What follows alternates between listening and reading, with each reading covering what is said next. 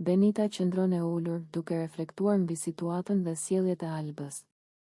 Ajo fillon të flasë për të me një ton të përzierë mes zemërimit dhe zhgënjimit, duke u bërë qartë për të gjithë që ndodhen rreth saj se ajo ka një opinion shumë të fortë për Albën. Me një gjuhë të drejtë për drejtë dhe pa kursyer asnjë fjalë, Benita thotë se Alba është budallaqe dhe nuk po tregon logjik në veprimet e saj.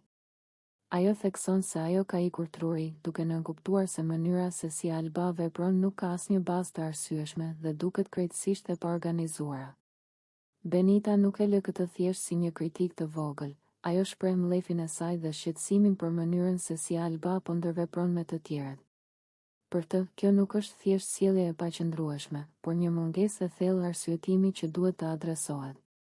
Pastaj, Benita e përforcon mendimin e saj me një koment më të fortë. Ajo thotë se Alba ka nevojë për doktor.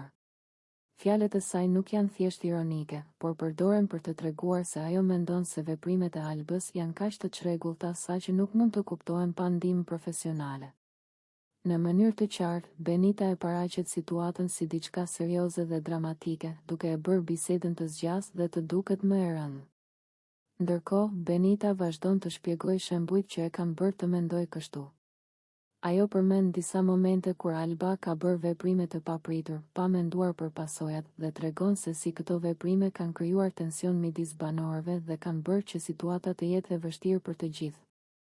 Benita përdor fjalë të forta dhe saktësisht përshkruan ndjesitë e saj, duke treguar mllefin, shgënjimin dhe një farë shqetësimi të thellë. Gjatë gjithë këtij rrëfimi, Benita përsërit idenë se Alba nuk po sillet siç duhet dhe se kjo është e dukshme për të gjithë. Ajo përdor tone të ndryshme të zërit, ndonjëherë më të qeta për të reflektuar mbi situatën dhe ndonjëherë më të larta për të treguar mllefin. Ky kombinim e bën bisedën të zgjasë dhe të ndjehet e ngarkuar emocionalisht, duke mbajtur audiencën të angazhuar për minuta të tëra. Benita nuk ndalet këtu. Ajo vazhdon të analizojë situatat, duke treguar se si veprimet e Albës kanë ndikuar në marrëdhëniet me të tjerët, duke përfshirë tensionin, debatet dhe ndarjet emocionale që kanë ndodhur. Ajo e shikon Albën si dikë që ka nevojë për ndihmë për të kuptuar veprimet e veta dhe për të ndryshuar sjelljen. Ndërsa biseda përparon, Benita përdor gjithashtu elemente të ironisë dhe humorit të thjeshtë, duke qeshur për disa momente të veprimeve të Albës, por kjo qeshur nuk e zbut rëndësinë e mesazhit të saj.